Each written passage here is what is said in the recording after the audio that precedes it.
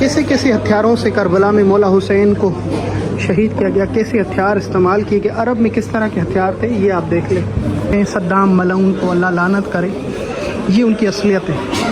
सामने मेरे मौला अब्बास अलमदार का रोज़ा है। यहाँ से जैसे अंदर दाखिल होते हैं तो सबसे खूबसूरत ये जरी का एक दरवाजे का टुकड़ा यहाँ पे देखने को मिलेगा।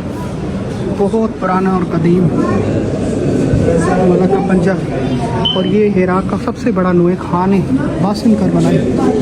ये उनको जब पहनाया गया तो उन्होंने नहीं पहना और ये कहा कि अगर कोई ताज पहनने के लायक है तो वो मेरे मौला गाजी अब्बास है, मैं तो गुलाम हूँ।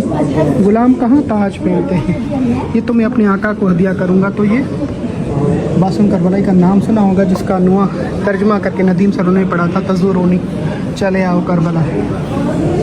तो ये पुराने ज़माने के रिंग्स वगैरह पड़ी हुई है, ताज जो मौला को गिफ्ट हुए थे वो पड़े हुए, और ये फानूस वगैरह, ये काफ़ी कदीम पुराना। इसकी तारीख यहाँ पे सब पे लिखी हुई है, इंग्लिश में आप पढ़ सकते हैं कितना पुराना है और ये कब जो है, सारी उन्होंने इंग्लिश और अरबिक में रखी हुई है।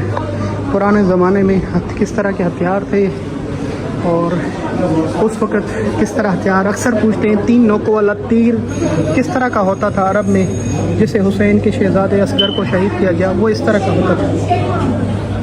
अल्लाह अकबर।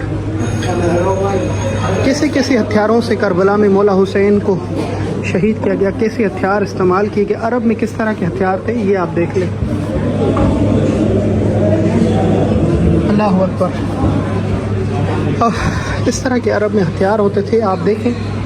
अगर ऐसे हथियारों से अल्लाह अकबर मौला हुसैन रसूल अल्लाह के नवासे को मारा जाए, ऐसे हथियार अहल बैत पे चलाए गए, आप सोचें कितनी जुल्म की इंतहा है।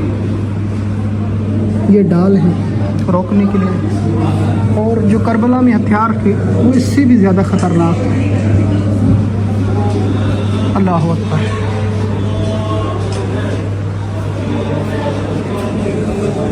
ये हथियार जो हरम की हिफाजत के लिए पहले रखे गए थे, ये फानूस वगैरह।